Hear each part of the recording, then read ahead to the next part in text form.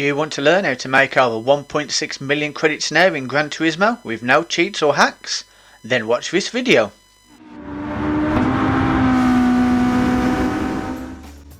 The first thing we're going to need to do is buy a car, so let's jump over into Brand Central.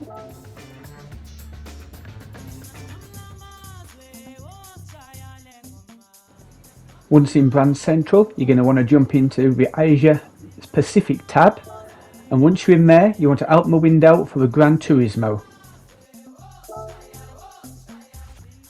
Once you're in there, open the showroom, and the car you're going to want to buy is the Red Bull Junior.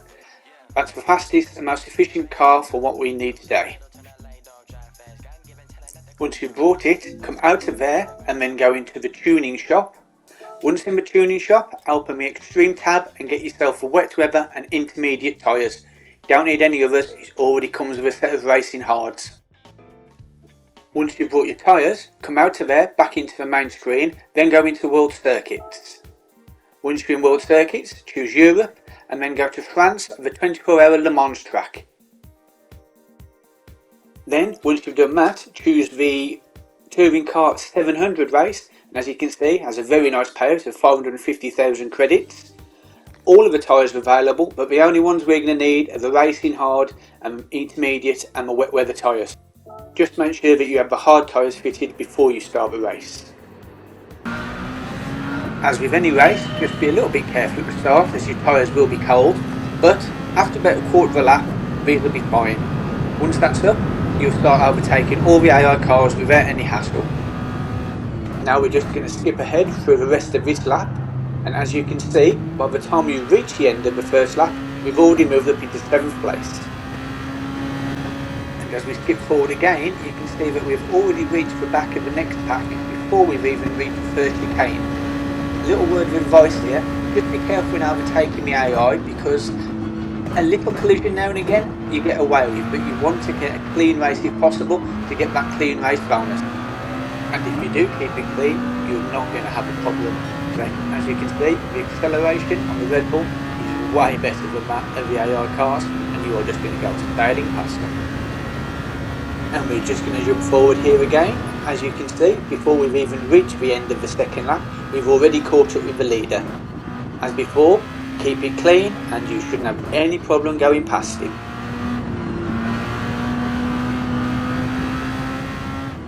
Once you have got past the leader, I wouldn't worry about it.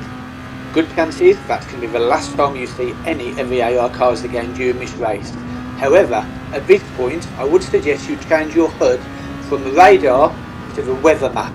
This is going to be quite important now, as the rest of the race, the weather is going to affect what we do.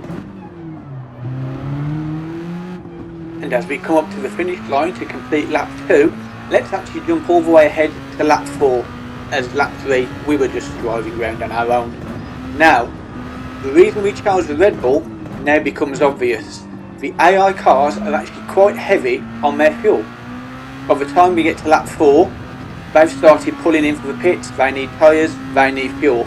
The Red Bull has got another 1, maybe even another 2 laps worth of fuel in it. And as you can see, AI after AI after AI, they all start pulling in, and we get a chance to just pull away and give ourselves an even bigger gap ahead.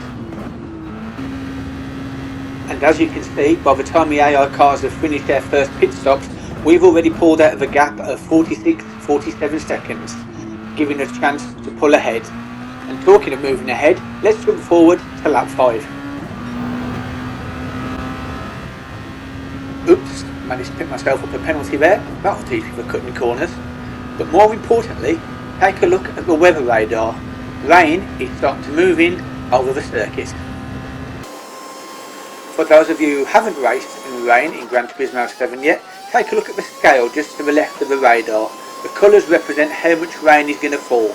The lighter the colour, the less the rain, the darker the colour, the more rain. Now at this point, I would also suggest putting your traction control onto maximum setting, as the Red Bull tends to be very twitchy in the wet, and you want to keep control and stay on the track. Another tip for those that haven't raced in the wet before is to keep an eye on the small gauge at the bottom left of your heads-up display.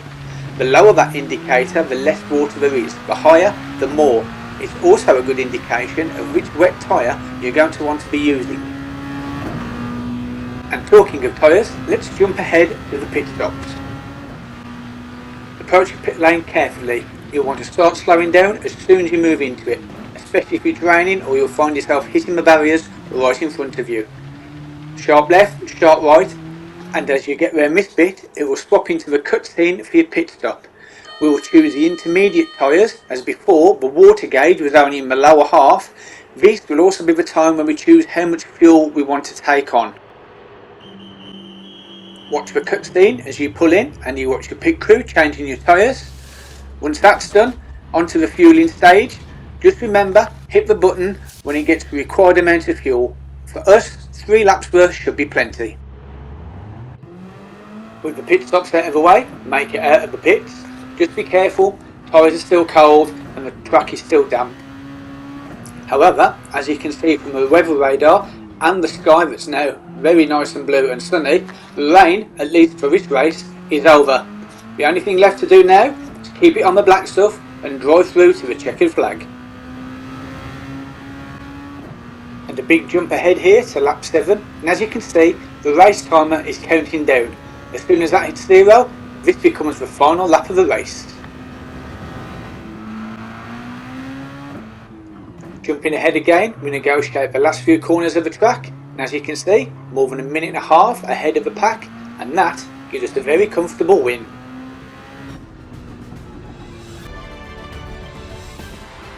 A nice little trophy for the cabinet, and more importantly, 825,000 credits in the bank. Even doing that just once a day would earn you nearly 6 million credits in a week. And that's without glitches, without cheating, without any hacks. That's how to do it the fair way.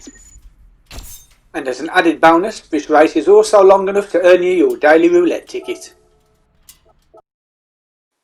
Thank you for watching. Please hit those like and subscribe buttons and make sure to stay tuned for more videos.